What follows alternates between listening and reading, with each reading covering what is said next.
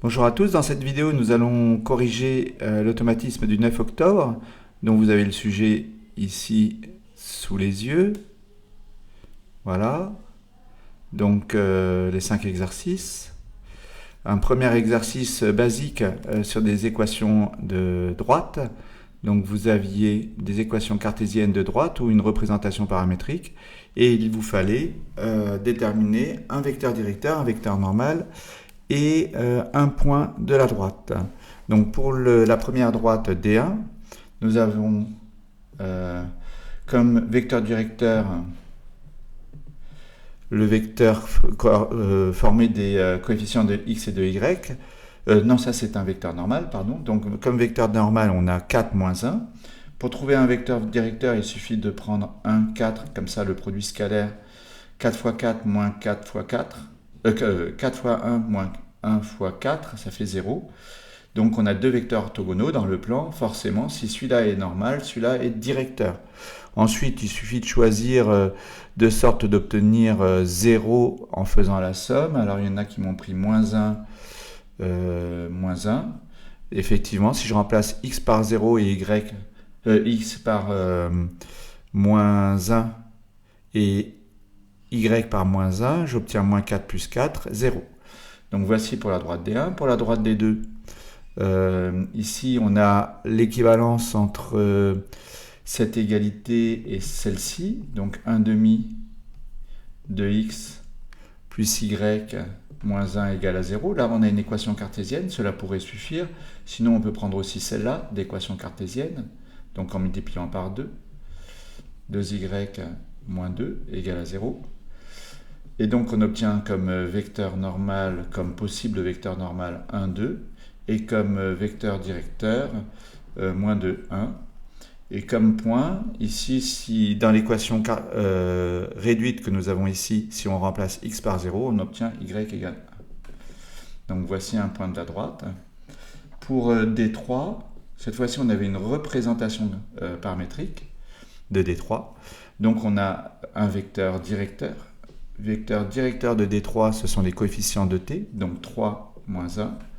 Un vecteur normal, 1, 3.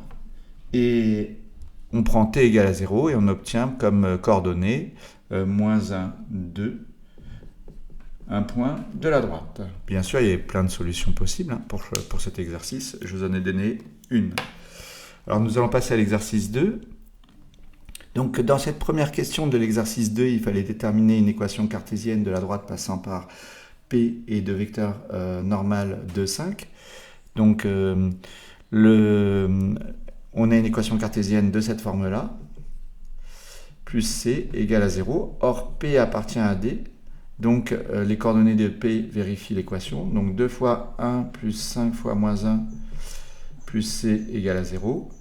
Ce qui nous permet d'obtenir C égale 1, et comme équation cartésienne, 2x plus 5y plus 1 égale à 0. Ensuite, on aurait pu procéder autrement, en passant d'abord par une représentation paramétrique. Une représentation paramétrique, il nous faut un vecteur directeur. Donc de n, je déduis un vecteur directeur. Déjà, là, j'ai bien le produit scalaire qui vaut 0, puisque 2 fois moins 5 plus 5 fois 2, ça fait bien 0.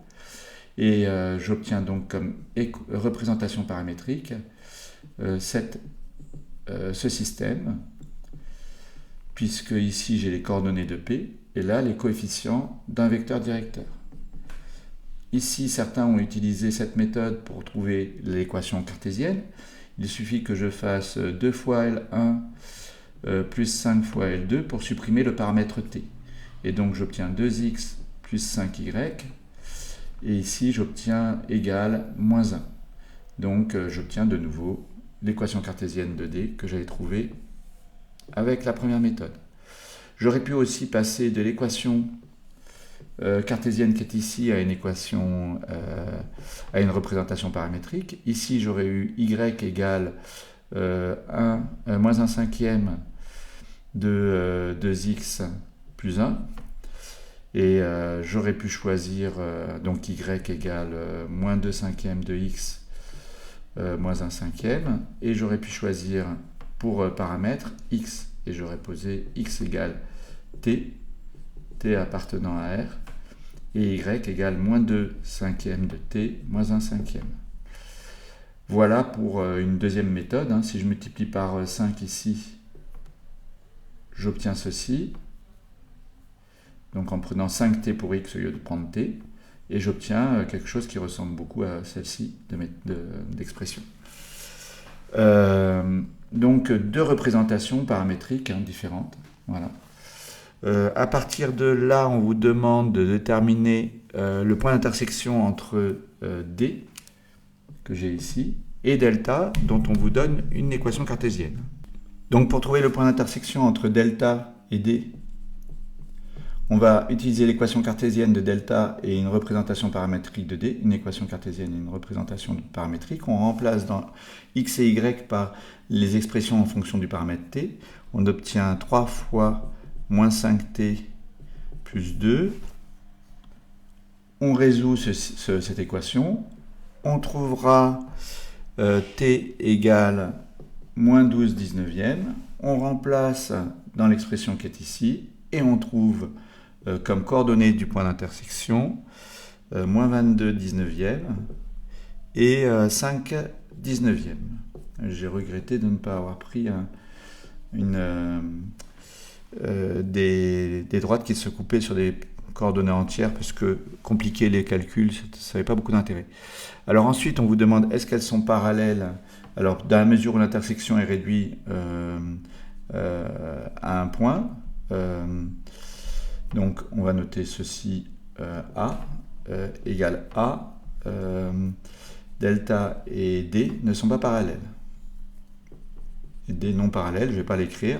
Ensuite, on va comparer un vecteur normal de delta avec un vecteur normal de D.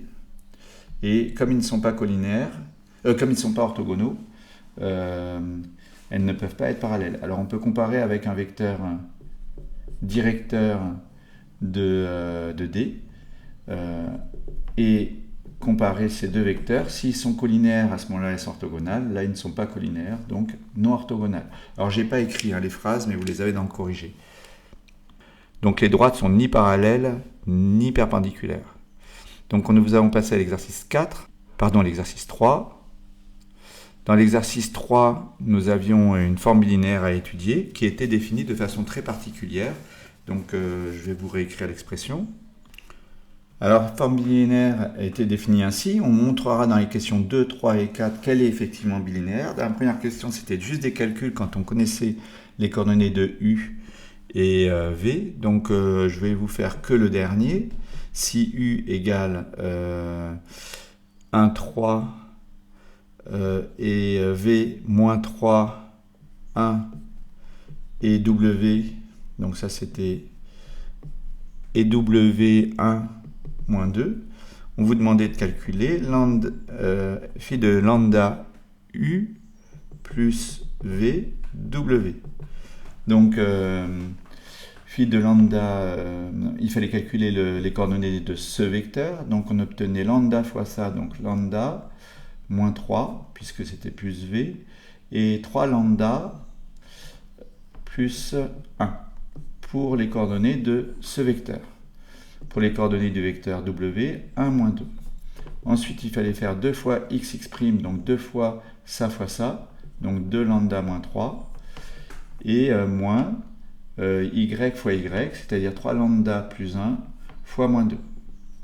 On obtenait 2 lambda moins 6, plus 6 lambda, moins plus 2. Et on obtenait donc 8 lambda moins 4. Voici pour ce premier calcul. Pour le petit b, on devait déterminer l'ensemble E des vecteurs tels que n phi de nu égale 0. Voilà. Soit n de coordonnées xy. On a phi de nu égale 0, si et seulement si.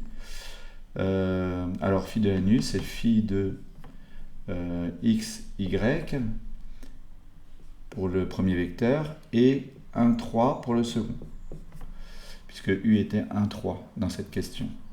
Et donc on doit faire 2 fois x, 2 fois ça, moins, voilà. Donc on obtenait cette expression égale à 0, ce qui revient à dire que y égale 2 tiers de x.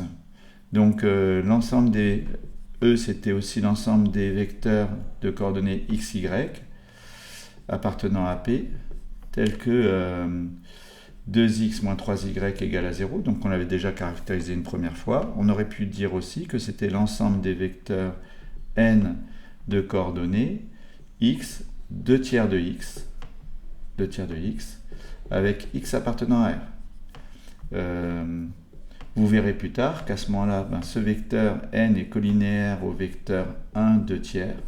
Et donc on pourra écrire comme l'ensemble des combinaisons linéaires, ça s'appellera vect, du vecteur 1, 2 tiers. Ça, on l'écrira plein de fois, je l'ai mis quand même dans le corrigé. Et ensuite, après cette première question, nous passions au cas général. Et il y en a qui ont continué à utiliser, alors qu'il y avait dans l'énoncé marqué, montré que quel que soit UVW et quel que soit lambda mu, montrer la linéarité en la première variable. Donc il ne fallait pas reprendre les coordonnées de la première question. Donc ceux qui avaient repris les coordonnées de la première question, ici de nouveau, ils trouvaient ceci. Voilà. Cette expression pour celle-ci. Donc je ne refais pas les calculs, mais c'est logique. Hein, puisqu'on va montrer la linéarité, c'est logique qu'il y ait de la linéarité, hein, que ça donne ceci. Enfin voilà. Donc nous, on n'a pas les coordonnées de U et V, et il faut qu'on introduise donc des nouvelles notations. On va prendre, deuxième question, U comme coordonnées x, y, et pour les coordonnées de W et de V, on prend ceci. On doit montrer la linéarité en la première variable. Donc comme on avait fait en classe, hein, c'est très classique, on prend ceci, on calcule d'abord ce vecteur, on obtient lambda x plus mu x', lambda x, y plus mu y' pour les coordonnées de ce vecteur, et ensuite les coordonnées w, x seconde, y seconde. Voilà. Maintenant, on applique la formule, donc c'est 2 fois ça, hein. Le x ici, c'est tout ça. Donc 2 fois lambda x plus mu x', fois x seconde, moins ça, y fois y', donc ceci fois cela. Lambda y, alors il n'y a pas de prime ici, hein, c'est y, lambda y plus mu y' seconde. On développe puis on refactorise par lambda et on obtient ceci. Voilà, et pareil pour mu 2x', x seconde, moins y', y seconde. Ici, on reconnaît phi de x, y, x seconde, y seconde. Et là, phi de x', y', x seconde, y seconde. Donc, on reconnaît phi de uw plus mu phi de v, w. On a montré la linéarité en la première variable. Je ne l'écris pas, il faudrait l'écrire. La troisième question, il fallait montrer la symétrie. Phi de x, voilà, on fait ce calcul-là. Donc ça, c'est phi de uv égale 2 fois xx', moins y, et phi de vu, cela fait phi de x, y', x, y, donc je fais 2 fois ça, alors c'est ceci, hein, si je le fais, voilà, d'où l'égalité, donc symétrique. Donc ensuite, en quatrième question, il fallait montrer la bilinéarité. Et dans ces cas-là, on écrit la phrase qu'il y a dans le corrigé, qui est simplement, par symétrie et linéarité en le premier argument, la forme phi est bilinéaire. L'application phi est bilinéaire. On a donc fini avec cet exercice. Hein. J'ai pas écrit la phrase, mais vous avez entendu. On passe à l'exercice 4, relatif aux produits scalaires. Alors dans cet exercice 4, on considérait ce triangle équilatéral. Il se trouve que pour l'ensemble de l'exercice, on aura besoin de connaître les longueurs qui sont ici. Alors dans ce triangle rectangle, on a A le côté, puisque j'ai juste dessiné celui-ci, A, H, C. Et donc on peut déterminer directement la longueur qu'elle a en utilisant les relations métriques dans le triangle. Donc CH, c'est égal à l'hypoténuse fois le sinus de l'angle qui est ici, qui est pi sur 3. Donc sinus pi sur 3, et on obtient donc racine de 3 sur 2 fois, si CH égale ceci, CG, c'est 2 tiers de CH. Donc 2 tiers fois ceci, j'obtiens racine de 3 sur 3A. Et si j'ai besoin de CH, on ne sait jamais, de GH, on ne sait jamais, c'est 1 tiers de CH. Donc 1 tiers de CH, racine de 3 sur 6A. Alors, maintenant qu'on a calculé toutes ces valeurs, ça va aller beaucoup plus vite. On va aller beaucoup plus vite pour calculer tous les produits scalaires qu'on vous demande de calculer. On a procédé par deux méthodes. Une première méthode de façon géométrique, donc produit scalaire de A, B avec AC, vous aviez soit à utiliser la formule AB fois C fois cosinus de l'angle, AB, AC. Or là, l'angle c'était pi sur 3 et on trouvait A fois A fois 1,5, donc A carré sur 2. Autre méthode, le point C se projette en H. Donc quand je fais le produit scalaire entre AB et AC, c'est égal à AB fois H. AB fois H, cette méthode, il faudra la connaître pour la méca. AB c'est A et AH, A sur 2. On retombe sur la même chose. Petit 2, AB scalaire BC, je peux transformer AB en moins BA, scalaire BC, et je retrouve le même calcul que j'ai effectué pour AAC scalaire AB. Même configuration. Donc ceci, je l'ai déjà calculé ici, c'est A2 sur 2. Petit c. Alors ceux qui ont utilisé la formule, qui est là, ça fonctionne très bien, puisque c'est AB fois BC, fois le cosinus de l'angle AB, BC. AB c'est celui-ci, BC c'est celui-là. Si je les mets bout à bout, là je dessine, pas bout à bout mais avec la même origine. Donc ici je dessine le vecteur AB, qui est celui-ci. Donc là j'ai un angle de 2π sur 3, et cosinus de 2π sur 3, c'est moins 1,5, et je retombe là-dessus. Alors petit c, on vous demandait GA scalaire GB. Alors la méthode géométrique GA scalaire GB, je peux projeter B ici, j'ai un H', donc j'ai GA scalaire GB qui est GA moins GA fois, parce que je vois que l'angle est obtus, qui ne sont pas dans le même sens, fois GH'. En fait, GH', c'est aussi GH, hein, ils sont tous égaux puisque c'est équilatéral. Donc je me retrouve avec GA qui est égal à GA, c'est pareil que GC, donc 2 tiers racine de 3 sur 2 fois A, et GH', c'est pareil que GH. GH, c'est racine de 3 sur 6 A. Là, j'ai fait une coquille, hein. C'est racine de 3 sur 3.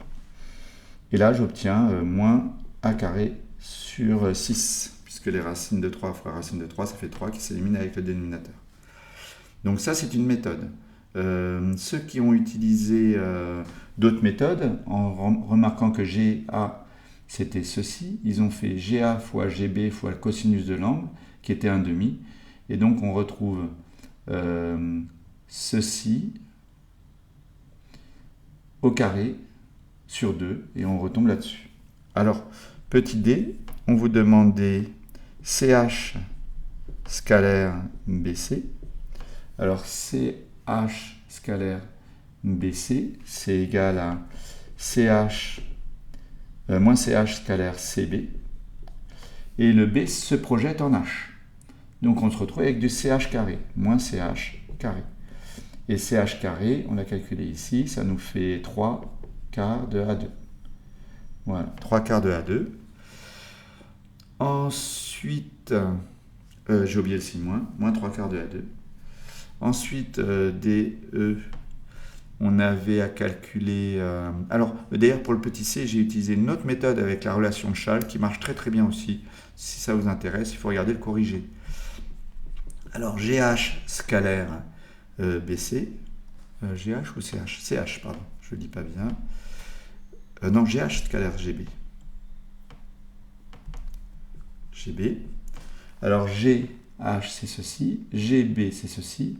Donc, quand je projette B sur GH, j'ai le B qui tombe en H. Donc, j'obtiens GH carré. GH carré, c'est ceci, au carré, donc 3 sur 36 A, c'est-à-dire A carré, pardon, c'est-à-dire A carré sur 12. Enfin, d'ailleurs, je crois que j'ai une coquille. Ah, mais non, c'est bon. Non, c'est bon, c'est correct. Alors, petit f, je croyais que j'avais une coquille sur mon corrigé. J'ai vérifié, mais non. J'ai AB scalaire GC. Comme ils sont orthogonaux, je tombe sur 0. Alors, tous ces calculs, on peut obtenir la même chose en utilisant les coordonnées des points. Alors, les coordonnées des points dans le repère que je vais dessiner ici, I, J, on a pour coordonnées de A, 0, 0. Pour les coordonnées de B, 0, A. Pour les coordonnées de H, qui est très simple puisque c'est le milieu de AB, c'est la moyenne, donc 0 et 0 plus A sur 2, donc A sur 2. Voilà. Ensuite, tous les deux autres points G vont avoir, alors c'est A sur 2 en abscisse, je me suis trompé, j'ai inversé, excusez-moi, vous avez dû vous en rendre compte. Voilà. Ensuite, tous les coordonnées des 3 points ici se projettent en H, donc ils ont tous les 3 la même abscisse. Et il me manque l'ordonnée de ces points. Or, j'ai calculé ici GH, j'ai trouvé ceci, c'est donc l'ordonnée. Et pour C, CH, c'est calculé ici, donc racine de 3 sur 2, A. Alors maintenant j'ai les coordonnées, je ne vais pas vous faire tous les calculs, hein, mais je vais en faire un ou deux. Celui-ci par exemple, où je vais trouver moins A carré sur 2.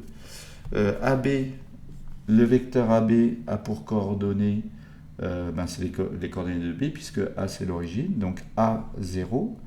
Et les coordonnées de BC, c'est ça moins ça, donc moins A sur 2. Et ceci moins ceci, racine de 3 sur 2, A. Si je fais calcul, ça fait moins A carré sur 2. Donc ce qu'on avait trouvé, ici pareil, hein, ça m'aurait fait ça, scalaire ça, j'aurais trouvé la même chose, A carré sur 2, lequel je peux faire,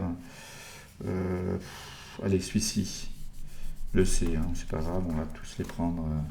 Donc AG, c'est moins G, donc c'est moins A sur 2, moins racine de 3 sur 6A. Et pour le GB, c'est B moins, donc ça fait A sur 2. Et ça, moins racine de 3 sur 6A. En faisant le calcul, ça fait moins A carré sur 4, et ça fois ça me fait plus A carré sur 12. Et à la fin, je dois tomber sur A carré sur 6, moins A carré sur 6. Voilà.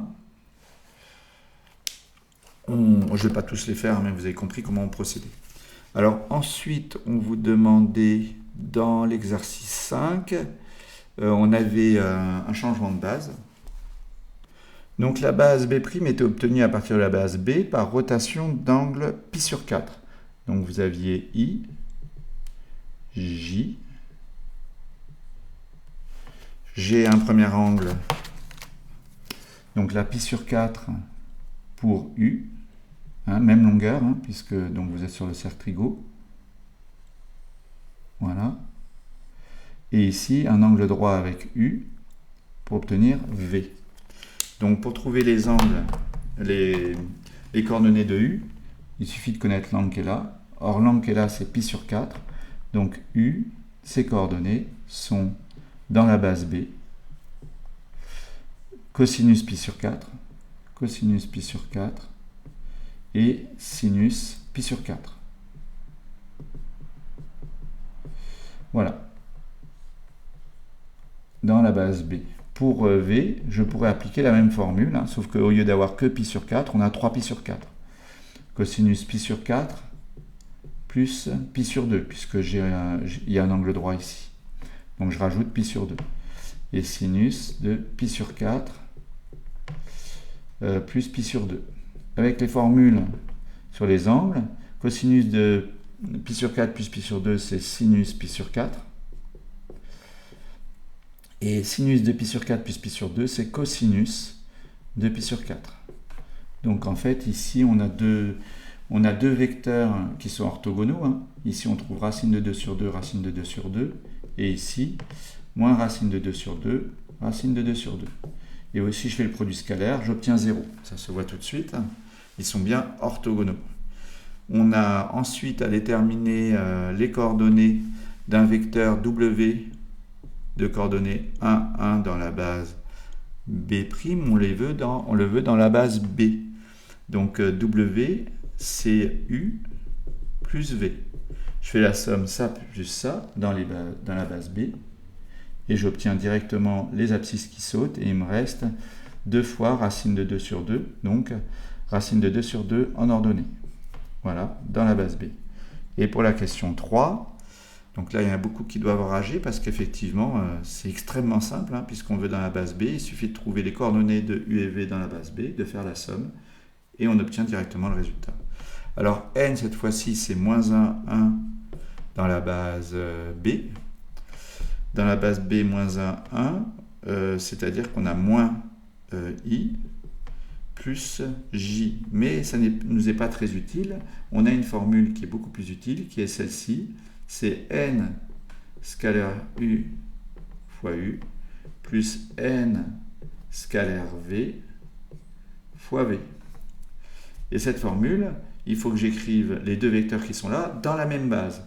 Or, n, je l'ai dans la base B et U, je l'ai dans la base B. Donc, n, c'est moins 1, 1 scalaire racine de 2 sur 2, racine de 2 sur 2, puisque U, c'est... Voilà, et tous les deux dans la base B. U plus... pareil ici, n, toujours moins 1, 1 scalaire. Et pour V, on a ces coordonnées-là. J'ai un moins ici. V. Ici, on voit tout de suite que l'on obtient 0, donc 0 fois U, donc ça fait 0.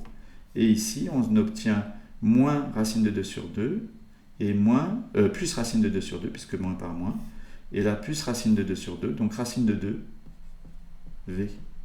Donc les coordonnées dans la base UV, dans la base B', sont 0 pour U, 0 fois U, et racine de 2 pour V, pour la deuxième coordonnée.